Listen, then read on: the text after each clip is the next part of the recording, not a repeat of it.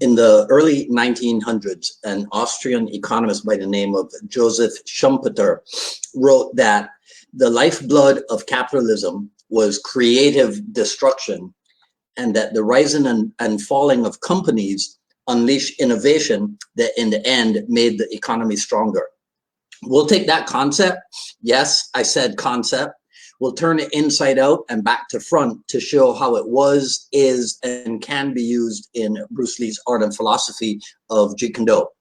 Hello, everyone. This is Dwight Woods, the Jeet Kune Rebel, and welcome to the I Love Jeet Kune broadcast number 109. This is the one about Bruce Lee, Jeet Kune, and the art/act of creative destruction. So as you're logging in, if you guys would be kind enough to say where you're logging in from. Hey, Pedro Rodriguez is here. Russell Dulé is here from California. Greg Wilson. And hey, Ms. Zanu, how are you? And Dave McCulloch, sorry, also from California. All right, sweet. So yeah, and hit the like button when you guys log in, and feel free to continue hitting the button throughout the broadcast. All right, so here's the deal. In capitalistic business, marketers are encouraged to take a creatively destructive proverbial hatchet, right, to their message, to their offerings, and to their industry.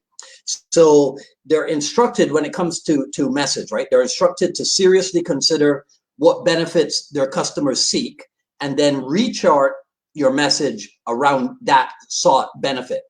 Likewise with things like pricing models and payment models and basic services and add-on services and what have you. And then finally, they should ask themselves what they're willing to do in their field, in their industry, that would involve revolutionary thinking, and what probably nobody else is willing to do.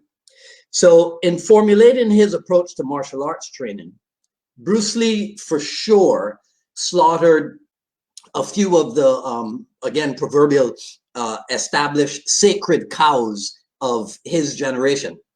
In his 1962 treatise, it's called Teach Yourself Self-Defense, right? I don't have a picture of it, but you can, if I get it on the camera, you can see it right here, right? And that's where you can find it. So this is 1962, and Bruce Lee says, what would you do if you were attacked by a thug? Would you stand your ground and fight it out? Or, if you will excuse me, would you say that you would run like hell? But what if your loved ones were with you? What then? That's the all-important question. And then a few lines later, he says, self-defense is not fun.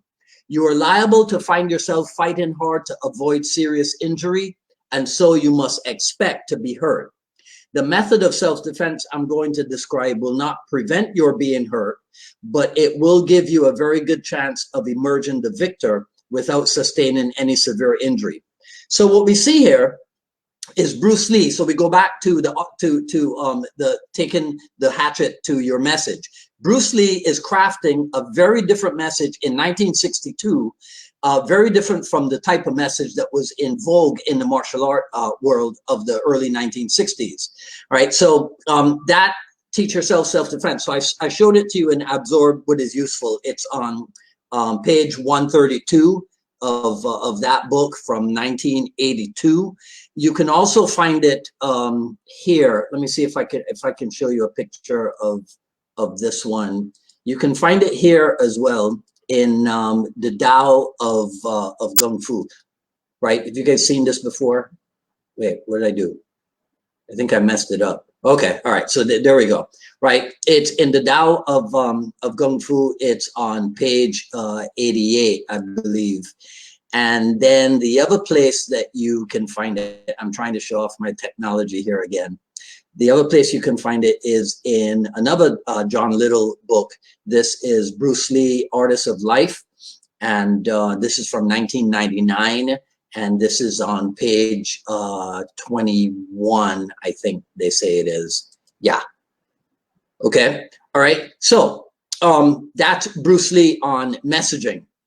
So way back when, we could say that Bruce Lee was already espousing the value of what we might call today combatives training, because listen to what he's saying about the approach to realistic self-defense, right? So certainly he was an advocate of that, right? Realistic self-defense at a time when a lot of martial artists and a lot of martial arts schools were content to teach like the kata and the one step and the three step sparring, and maybe even like the static self-defense techniques or sequences from their particular style or from their particular system, right? And I'm fairly sure that that's something that we can all agree on, correct? All right. Now, if you want to talk about pricing models, here's another another good one. When you look at let me get this one up for you. I know a lot of you have seen this one before. I just thought it would be fun to pull it back up, right? So you look at Bruce Lee's Jeet Kune business card, and what you see is that he was charging probably what like a high-powered Los Angeles lawyer would charge at that time, and it was certainly more than what was being charged at like the local karate school. And then on that third part of the concept, when it comes to revolutionary thinking within your industry, well, just ask yourself, how many people in the 1960s were coming up with training ideas that flew in the very face of the traditionally and commonly accepted practices within the industry, right? So Bruce Lee scores points on messaging, on things like price and model, and then things like revolutionary thinking within the industry. However, there's still a problem. And here's the problem. What it is that a lot of people in JKD do not seem to realize that creative destruction is an ongoing process, a process that must be applied to everything that we may have garnered from Bruce Lee himself, or from the people that he selected as instructors, as well as from the people that those first, I call them generationers. It's a word, right? So as well as from the people that the first generationers in turn appointed as instructors. You're not supposed to take what you get or got from your instructor and then simply regurgitate it exactly as it was given to you. You know, like I like to make fun of series this and series that, right? So I forget who it was. It might have been Ajahn Chai Surisu. It might have been Sifu Francis Fong. It might have been Sifu Richard Bustillo, or perhaps even Sifu Larry Hartzell. And I forget where it was, whether it was in St. Louis at camp or somewhere else. But what I do remember is being told that you have to take this material that you're learning, that you're getting here at the seminar, and you got to put it in your pocket and take it home for sure. But at some point, you have to take it out of your pocket and you play with it, you know, switching it from hand to hand. And then maybe even you put it back into a different pocket. And then you keep doing that over and over again with this seminar material. So you hear some JKD people talking about the daily decrease, you know, because that's like one of the cool Bruce Lee quotes. So you hear him talking about daily decrease, but when you examine it, they don't dare decrease on anything because they never got past, they've never gone past the material that was given to them.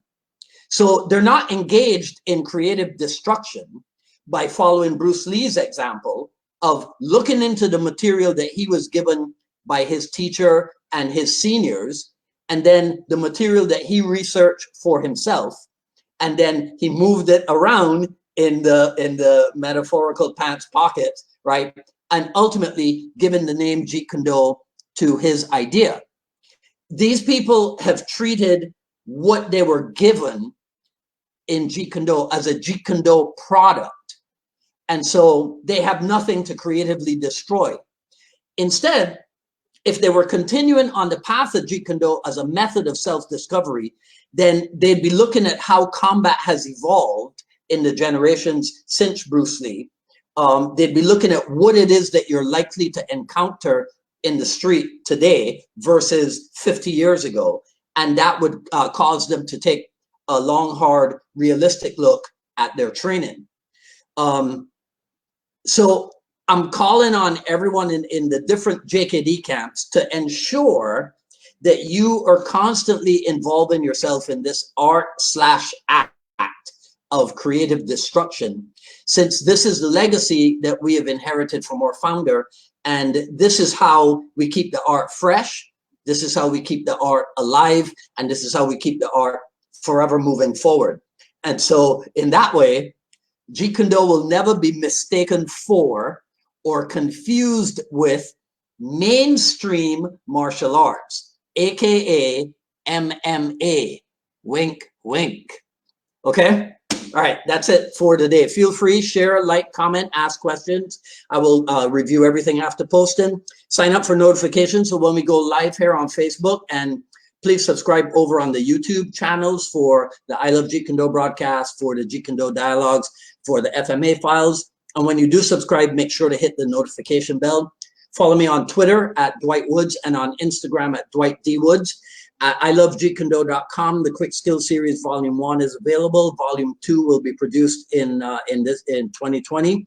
Coming up on Friday, January 10th, Jeet Kune Do Dialogues episode with Larry Lindenman of Active Response and Point Driven Training. So that will be this Friday, January 10th at regular time, 6 p.m. Eastern time.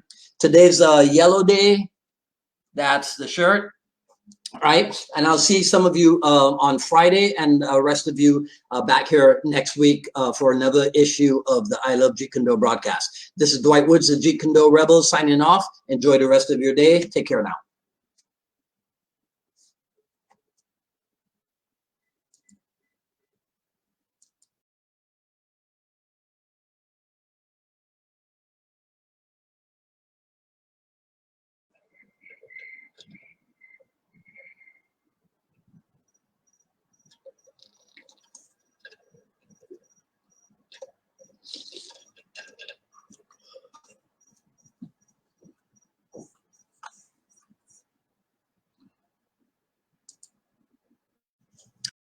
And he stayed there. Well, here, we finished like that. He had this hand touching me. What did I say? You can't do anything. Huh? You said he can't pull. I said he can't pull? No, you can't pull. Right. I said nothing to pull because I hit him. You see? So, when you're on the receiving end, see what I'm trying to do? I'm trying to get away from it. If I stay here and try to time this, maybe, but by moving away from it and pushing it away, I increase my chances of not getting hit. That was step and slide? That I do? Yeah. Mm-hmm. So don't stand your ground and just go like this. That means you got hit. Plus, see, when I do this, where's my counter? Nowhere. Nowhere. When I do this, where's my counter? Right there, right on your waist. On your waist. Right, wherever. Yeah. You see? Okay, so we'll do one counter. And it's the simplest one. It's based on that. And the tool. Interception. See? But won't work like that. I angle. See? He gets to go and I cut like that.